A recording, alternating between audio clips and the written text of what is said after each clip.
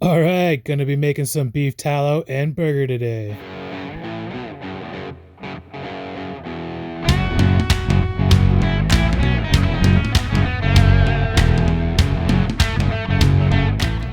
Alright, welcome back to the Smoking Plank. Today, gonna be making some burger and some beef tallow. Got a chuck roast there, some extra trim. That right there is 100% deco fat trimmed from briskets. I save everything, and I'll show you what I do with it. And they say there's supposed to be a special ratio for a burger. I don't really know, but I'm going to show you how I do it. And I don't know, let's get started.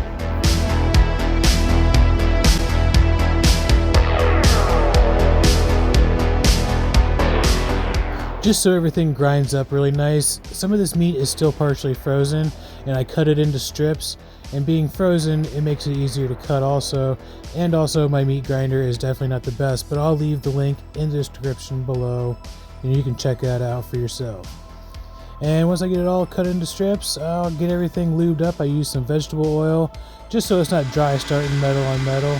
And I'll choose a couple lean pieces and then I'll toss in some fat.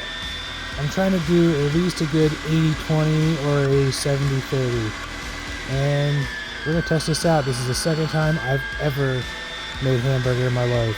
The first time I used 100% brisket, it was not good. Now I'm using about a 50-50 mix of brisket flat and also chuck roast and chuck pieces.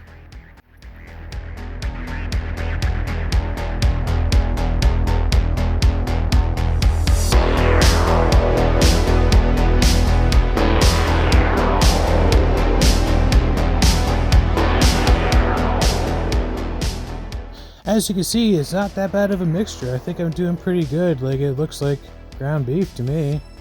And just about done here, and we'll get it all mixed into one bowl and I'll squeeze it all together.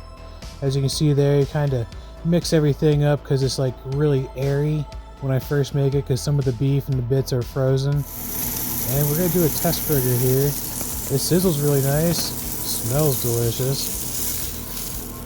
Ooh, look at that char.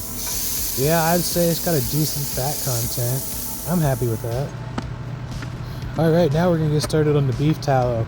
There's some beef bits I have here, like little tiny trim pieces. And the deco fat, that's still kind of frozen, which makes it really nice for cutting. And you want to get everything cut up into small chunks, even the chunks of meat.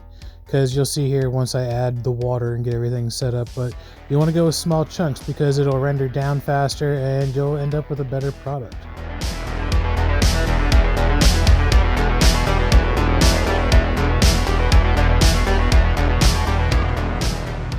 Alright, I got everything chopped up real good, and I'm going to dig myself a little beef tunnel here. Just like so. You want to go about halfway down so you can see, and then you start adding the water.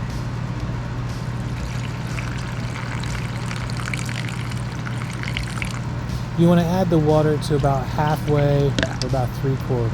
You don't want to go any higher.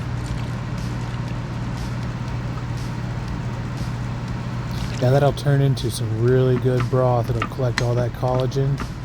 It'll be so worth it. Alright, back to the burger. We're going to get everything packaged up and vacuum sealed. I like to weigh things out into 1 pound increments. Makes everything nice and easy. There you can see my burger ready for the freezer. And now, this is about 12 hours into the beef tallow. I like to stir it occasionally once it gets started. You can see the beef bits, like the meat there breaking down. Everything is rendering really nice.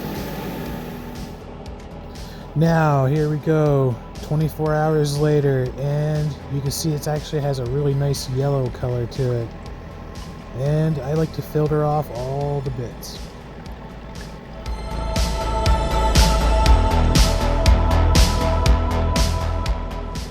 There's probably an easier way of doing this, but this is just how I do it. I'll squeeze all the bits out into the strainer, and when I'm done, that's all the waste that is left. And there's the tallow. And you can actually see the broth line there, and let's get it put in the fridge, and I'll come back tomorrow. Alright, there it is, all looking nice and solidified, nice and white. There's the collagen, the broth, whatever you want to call it there in the bottom, and we're going to get this broke down. Yes, that doesn't look all that appealing, but yeah, it's much needed in the broth. And we'll get the tallow all cleaned up and melt that down. I'll take this collagen here and I'll mix everything up, get everything mixed together nice, and then I'll toss it directly into the freezer. Get it nice and solid. And then take it, once it gets nice and solid, I just cut it in half and I throw it right into a vacuum bag. Oh, that almost went onto the floor. Safe, yes. And we'll get it put into a vacuum seal. Yes, I am very graceful today. Get that put into a vacuum seal bag and get that taken care of if I don't drop it onto the floor.